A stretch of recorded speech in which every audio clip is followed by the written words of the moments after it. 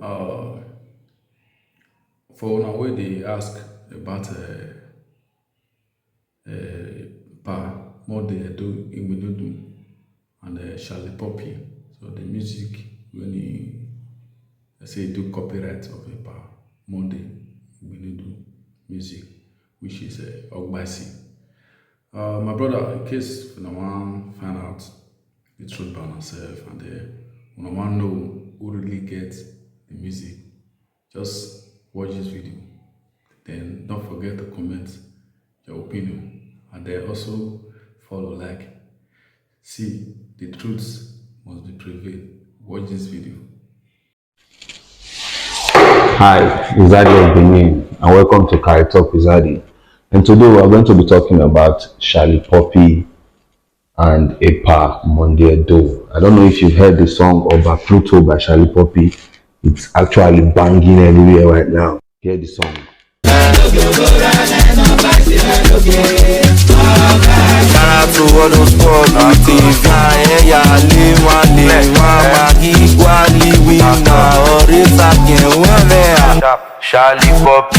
Now that you've heard the song, I want you to also hear the original version of the song, which Shalipopi copied from and redid his own version. Ogbaisi Nogie Ogbaisi Nogie nigo Ovora mogebe no ibo Ogbaisi Nogie Okay, now that you've heard the original version of the song, I think there's something you didn't observe on that video. Now check here, you discover that the song actually belongs to a cultural group, which is Osenege Ebohon Cultural Troupe, which is owned by High Priest Osenege Ebohon. So I haven't heard that.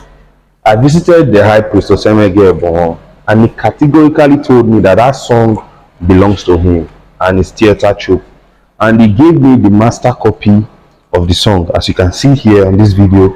And if you look closely, you see the names of the members of the troupe, and you see Epa Mondedo's name there under dance director.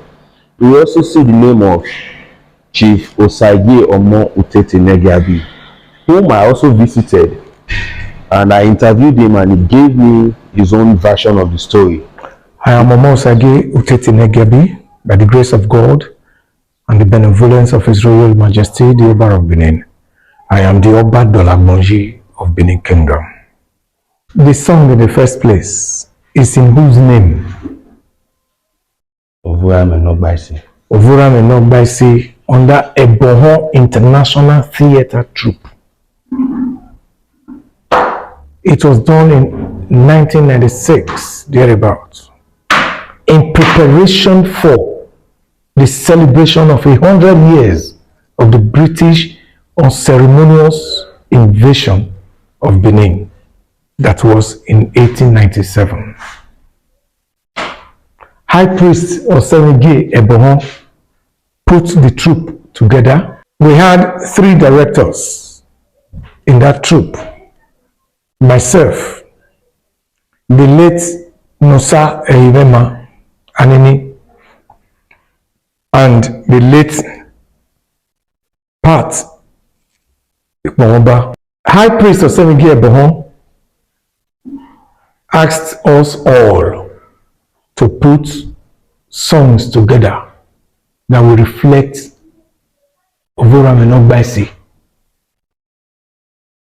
his travails and the final deportation to Calabar, and possibly the subsequent passing on to immortality. High Priest Osenege Ebohon was the patron to Monday Edo Igbenudu's musical band. And then I, Omo Osage Utete Negabi, made a script, lyrical script, that is writing the song out, which was rendered by Monday Edo Igbenudu. Lady Pat Ikpomba also did a song out of that same story. Hakpe Moba Nedo Onyenese Sonya o Ogbaisi. Ogbaisi Nogie, Ogbaisi Nogie o Ogbaisi. Is all songs taken from that same story. In the same album, The Return of Igodomigodo. So, the Monday Edo was asked, just like an artist, a cast in a play was asked to take a particular role. He was asked to take that particular role. So sir, you are saying he was just a lead singer for the group? He was just asked to take that particular song. That is all. The same song was also rendered by another person, Oyedo. He's late now. So the song itself belongs to the group? Belongs to the group. And the group belongs to High Priest Osemigi Ebohon. So if there should be any copyright issue, it should be between whoever and Ebohon. Okay. Of Ebohon International Theatre Troupe. Nobody else has a claim. Even though what was the boy's name now, the little boy, Shalipopi, what he did is completely wrong. It's completely wrong. It's an abuse of intellectual property. It's an infringement on copyrights. It's completely wrong for moving the just like cutting into the beat, move it out for his own use and purpose is very, very wrong. Okay. But the person he needs to see is High Priest Osemigi Ebohon, whom I know as a father may even ask him to just go. But it was very wrong of him not to make contact before going to the studio to do whatever he did. Who produced the song? High Priest Osemigi Ebohon. I was the director. Who marketed it? It's High Priest Osemigi Ebohon. So it was the High Priest that spent every kobo of it. Every kobo of it. When we returned from studio, it was recorded at Cav Studio, where you used to have Hotel Joromi, the Joromi studio there. Cav. I don't know if the man is still alive and around now. That's where we recorded it. Where was the video shot? The video was shot inside the Ebohon Cultural Center. Inside everything was done inside the Ebohon Cultural Center. No second location. So Epamonde Edo has no claim over the song. He has no claim. He has no claim. Let him go to any court of law. It is not his right to any claim there. Whoever has a right to the claim is High Priest Osemigi Ebohon.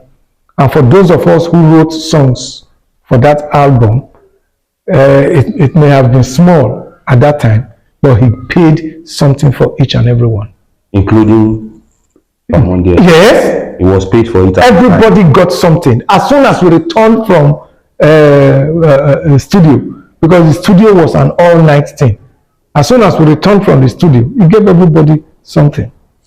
So on Thursday last week, I reached out to Epamonde Edo for an interview, and he told me he was busy, that he had a family meeting on Saturday and we could only meet on Tuesday this week.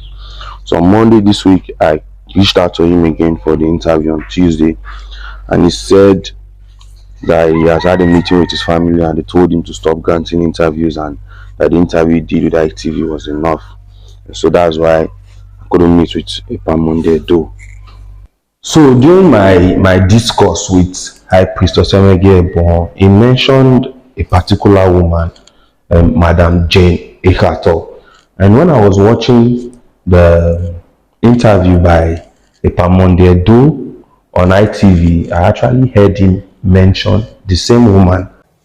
So I do a research. He sent me to one Sister Jane at the back of Oba Palace and at Exotic Street. The Sister Jane is still alive.